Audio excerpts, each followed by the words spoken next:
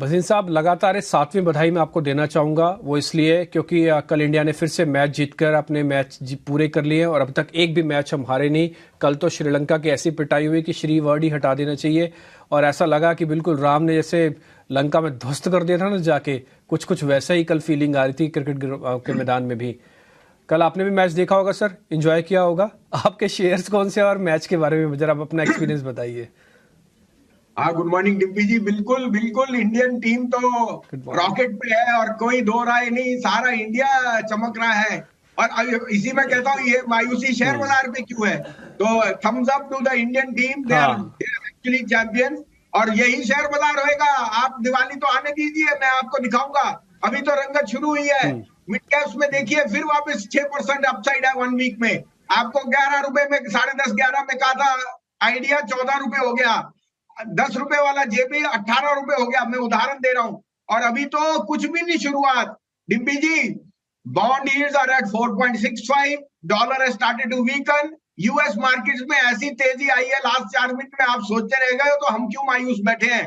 आज से शुरू होगी बहुत ही बढ़िया व्यू। अगली दिवाली विल बी स्पार्कलिंग। आपको कुछ दिन से आईसीआईसीआई, रिलायंस लार्ज कैप्स में मैंने सजेस्ट किए थे।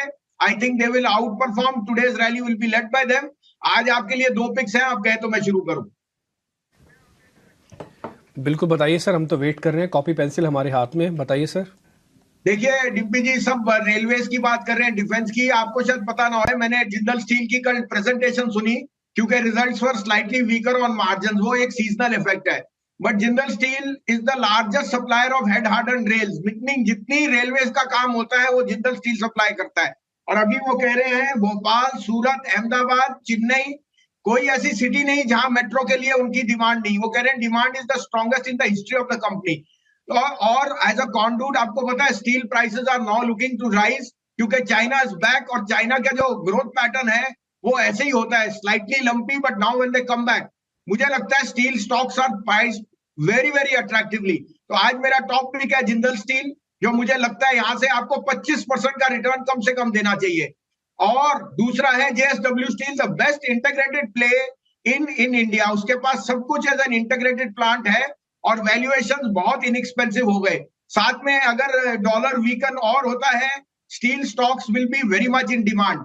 थर्डली, जैसे यूक्रेन क्राइसिस था, इजराइल में जिस तरह से ये जंग थोड़ी और प्रोलॉन्ग होएगी, commodities will do very well. And I think China is back with a bank. तो मुझे मेटल्स पे ये दोनों शेयर बहुत पसंद है। और आपके लिए मैंने रीजनिंग भी दे दी कि क्यों ये 20 से 25% आपको अपसाइड देंगे। वैल्यूएशंस आपकी कंफर्ट में है।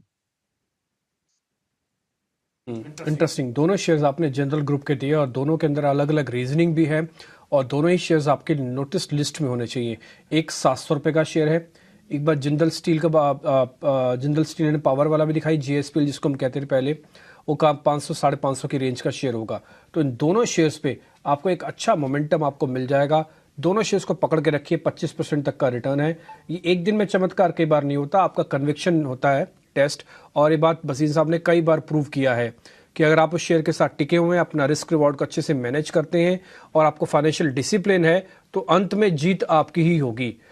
और भसीन साहब, एक छोटा सा क्वेश्चन मेरा और था, जैसे आप मिड कैप कैटेगरी के बारे में बता रहे थे, कोई कैश का या कुछ मिड कैप कैटेगरी का इस तरह का शेयर्स है जहां पे थोड़ी वैल्यू और ग्रोथ दोनों अच्छी हो?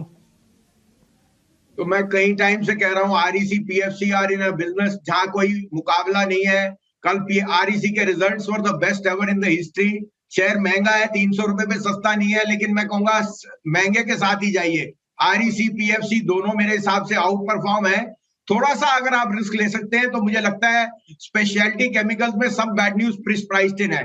वहां पे मुझे दीपक नाइट्राइट बहुत अच्छे लगता है, because I think acetone and phenol prices have बॉटम्ड out. और इनका जो क्वार्टरली नंबर आएगा, जैसे मैंने एसआरएफ आपको सजेस्ट किया था, Deepak nitrite is a must buy at this point. दूसरा, मुझे लगता है आईजीएल की जो प्रेजेंटेशन थी वो बहुत ही शानदार थी। उन्होंने कहा अभी तो 5 साल लगेंगे और उन्होंने पहले ही ट्रांजिशन में कर लिया है what will be the outcome. साथ में वो कह रहे हैं कि दिल्ली से, एनसीआर से बाहर जितना क्राउड है वो सब सीएनजी पे है। और साथ में 15 साल की जो आपने परमिशन दी थी पहले ही गाड़ियों को और बसेस को, वो तो ऑलरेडी सीएनजी इक्विपमेंट पे है।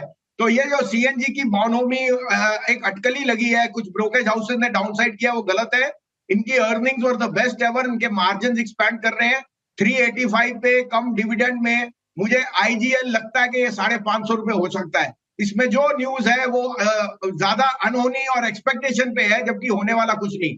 तो I am very very confident on the management and the outlook which is good. ये मेरा डार्क हॉर्स प्ले है। 550 रुपए तक का भाव आपको दिख सकता है in the next 3 to 4 months। बसीन साहब बहुत बहुत शुक्रिया, थैंक यू वेरी मच, आज अपने समय निकाला फिर से और एंजॉय किया। सर इस बार वीकेंड पे आप कहीं जा रहे हैं बाहर, क्या आप इस बार गुड़गांव में ही हैं? नहीं, वीकेंड पे आज मैं अमृतसर जा रहा हूं सर। आई एम अमृतसर में मेरा प्रेजेंटेशन है और सुबह गोल्डन टेम्पल पे दर्शन करके आऊंगा कि भगवान 20,000 रब जल्दी करे।